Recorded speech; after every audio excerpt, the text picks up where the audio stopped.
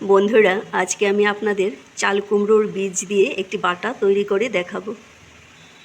বীজগুলোকে মিক্সিতে গ্রাইন্ড করে নিচ্ছি, একদম মিহি করে পেস্ট করে নিয়েছি। চাল কুমড়োর বীজগুলো দেখুন খুব সুন্দর করে পেস্ট করে নিয়েছি। এখন সম্ভার দেব।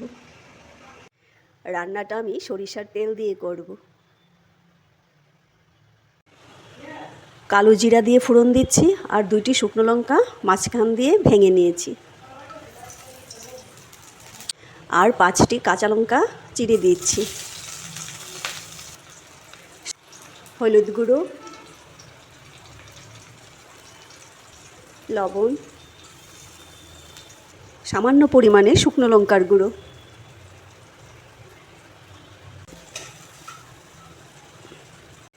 চাল কুমড়ো পেস্ট দিয়ে দিচ্ছি।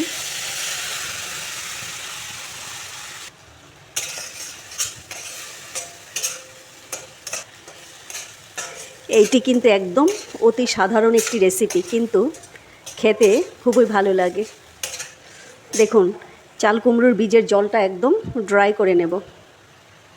দেখুন প্রায় হয়ে এসেছে, একদম ড্রাই করে নেব, তাহলেই খেতে খুব ভালো লাগবে। দেখুন কতটুকু হয়ে গেছে, একদম জলটা শুকিয়ে নিয়েছি। হয়ে গেছে, এখন নামিয়ে নিচ্ছি।